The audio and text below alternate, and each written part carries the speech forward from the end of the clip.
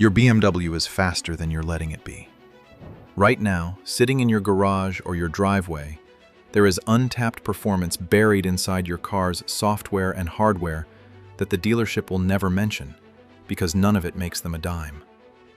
I've spent years with my hands inside these engines, and the same pattern shows up over and over. Owners spend thousands chasing horsepower with bolt-ons before they've touched the free and nearly free tricks that are already built into the car. Today, I'm giving you 7 of them. Some take 30 seconds. Some take a Saturday afternoon. None of them require a tuning shop, and none of them require you to void anything that matters. Stick around, because trick number 4 is the one almost nobody knows exists, and it changes how the whole car feels within the first mile. Trick 1. Reset your adaptations. Every BMW engine computer builds what's called an adaptation table. It's constantly learning your driving style, your fuel quality, your idle behavior, and it adjusts fuel trims and throttle response to match. The problem is that this table never resets itself. If your car spent its last owner's life being babied around a parking lot, or if you've been doing a lot of short stop-and-go trips, the ECU has learned sluggish, lazy habits and baked them in. It thinks that's how you want the car to behave. How you actually clear that table depends on which generation you're working with. And this is a spot where a lot of advice online gets lazy. On many pre-2010 BMWs, disconnecting the battery negative terminal for about 15 minutes forces the ECU to lose those learned values and build fresh ones on your next drive. On newer models, especially anything with a registered battery module or built from roughly 2012 on, key adaptation values live in non-volatile memory that a battery disconnect simply doesn't touch. For those cars, you need a BMW-capable diagnostic tool, whether that's factory-level software like ISTA or INPA, or a capable aftermarket scan tool that specifically supports adaptation resets to clear those values the right way. If you disconnect the battery on a newer BMW and nothing seems to change, that doesn't mean the trick failed. It means your generation stores those values somewhere a battery disconnect can't reach, and you'll need the right tool instead. Know which category your car falls into before you try this, and you'll save yourself the confusion of a fix that was never going to apply to your chassis in the first place. On the older cars where the battery method does apply, your radio presets, clock, and some comfort settings will reset too, so have your codes handy. There's also a wrinkle worth knowing. If your BMW has a registered battery module, meaning the car tracks battery age and health through the electrical system, disconnecting the terminal can throw a battery registration fault that has nothing to do with your adaptations. That's a separate, harmless code, and it doesn't undo the reset. It just means you'll want to clear it afterward with a scan tool so it doesn't linger in memory. Trick 2. Run a proper diagnostic baseline before you change anything. Here's something nobody talks about. Most performance frustration isn't actually a performance problem. It's a fault code sitting quietly in the background that hasn't triggered the check engine light yet. BMWs are notorious for storing pending codes for misfires, boost leaks, and fuel trim issues that don't turn on a dash warning until they've been present for multiple drive cycles. That means your car could be running on 7 cylinders worth of confidence while you're chasing performance mods for a problem that a 5-minute scan would have caught. This is where I tell every single person watching this channel to stop relying on the free code reader at the parts store. Those tools read generic codes and miss almost everything BMW specific. Live fuel trims, individual coil misfire counts, actual boost pressure versus commanded boost. I use a Foxwell NT530 for this, and it's the same tool I recommend in nearly every video because it reads BMW manufacturer-specific data, not just the generic OBD2 layer. Before you spend $1 on any performance trick on this list, plug one in and get a real baseline. It takes 10 minutes, and it will save you from chasing ghosts. And if you want the full system I use to work through every one of these checks in order, along with the deeper reset procedures I don't have time to cover in a 10-minute video, I put the whole thing together in the complete BMW Longevity Bible. It's pay what you want on Gumroad. links in the description, and it's the same reference I built for my own back catalog of these cars. Trick 3. Clean your throttle body the right way. Carbon buildup on the throttle body is one of the sneakiest performance killers on a BMW, because the car compensates for it so gradually you never notice the decline until you fix it. As carbon accumulates on the throttle plate and bore, the ECU has to command more open throttle angle to deliver the same airflow, which means your pedal feel gets mushier and your throttle response gets lazier over months, not days. Most people who do attempt this make it worse by dousing the throttle body in generic carb cleaner, which can damage the electronic throttle actuator and the sensitive coating on some throttle plates. Use a proper intake and throttle body cleaner rated safe for oxygen sensors and coated components. Spray it on a rag rather than directly into the housing, and gently work the carbon off the plate and bore by hand with the throttle body removed. 15 minutes, no special tools beyond a screwdriver and a rag, and the difference in pedal response is immediate the very next time you start the car. While you're in there, take a second to inspect the seal around the throttle body housing itself.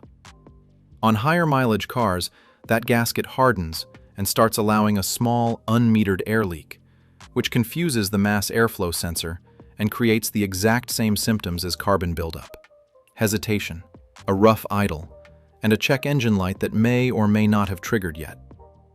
A $10 gasket replaced at the same time you're already elbow deep in the throttle body is the kind of thing that separates a car that runs fine from a car that runs the way it did when it had a few thousand miles on it. Trick 4. Turn off the fake engine sound and hear what's actually under the hood. This is the one I promised you, and most owners have genuinely no idea it exists.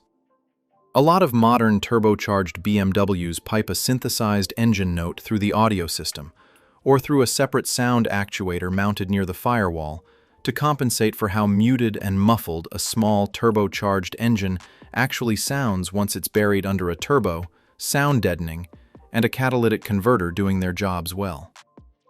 BMW calls it active sound design, and it's blended in so smoothly that most drivers have spent years assuming that synthesized note is just what their engine sounds like.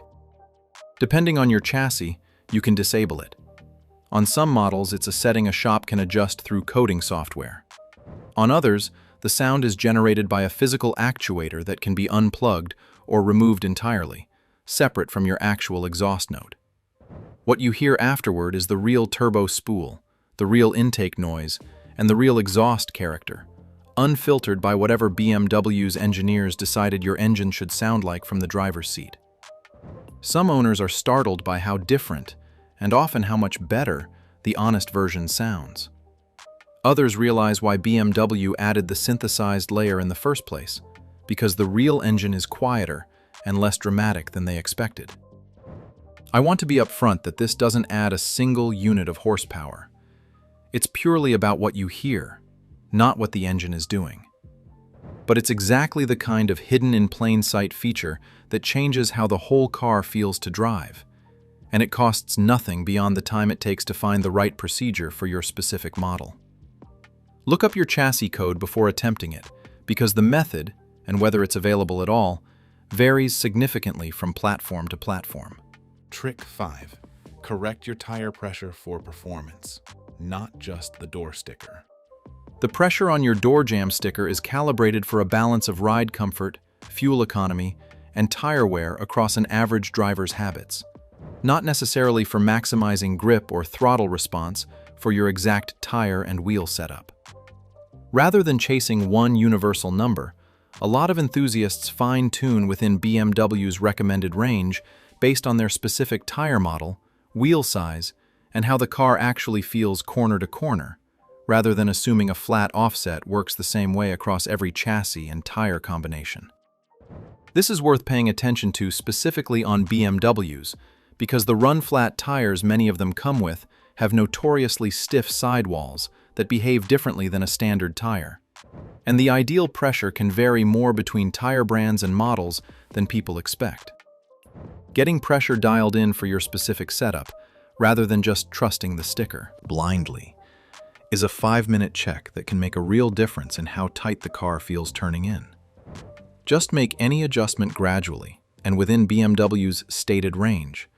Overshooting on the high side trades away grip for a rolling resistance gain that isn't worth the trade-off. One more thing while you're checking pressures. Check them cold, before the car has driven more than a mile or two, because heat from driving inflates the reading and will have you setting pressure against a number that's already artificially high.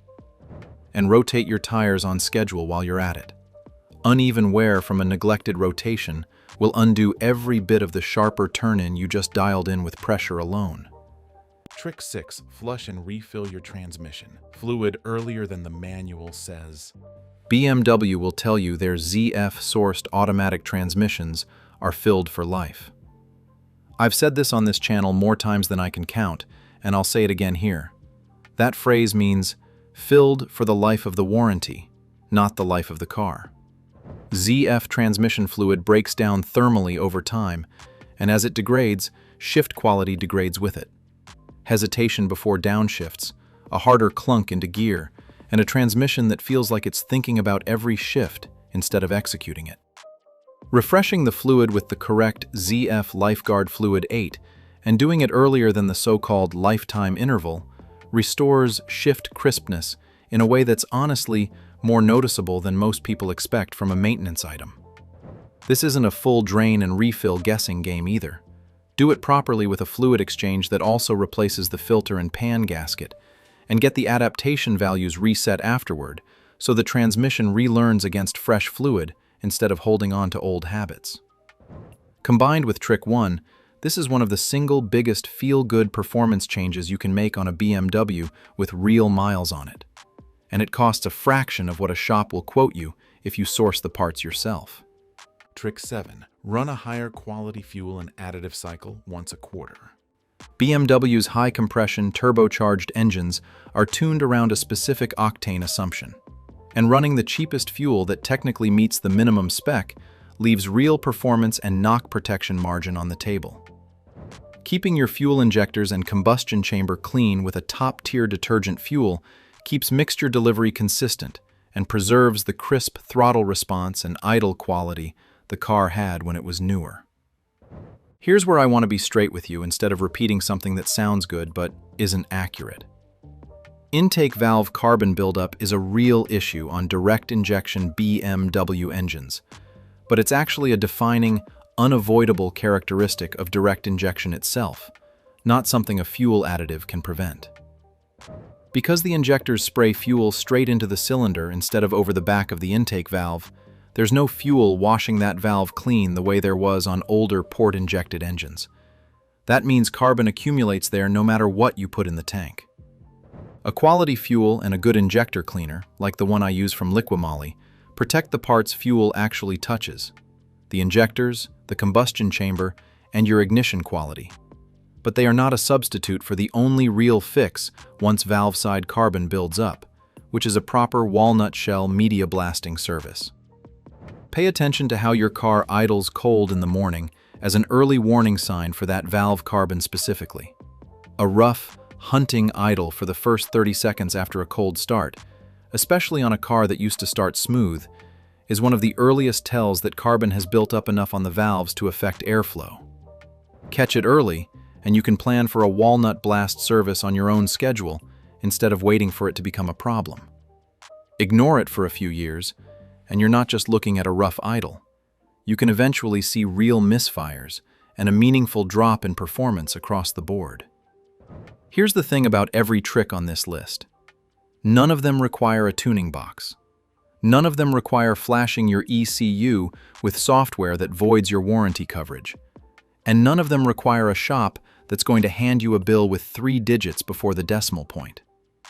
They require attention to the things BMW already built into the car and the maintenance BMW already knows the car needs, just conveniently timed to happen right after most people have sold the car or stopped paying attention to it. If you want the complete walkthrough of these procedures, chassis-specific instructions for disabling active sound design on your exact model, the exact fluid specs for your generation, and the full maintenance intervals I actually use instead of the ones in the glove box manual.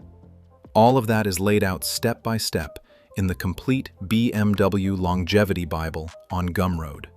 It's the same reference guide these videos are built from, and it's pay what you want, so there's no reason not to grab it before your next oil change.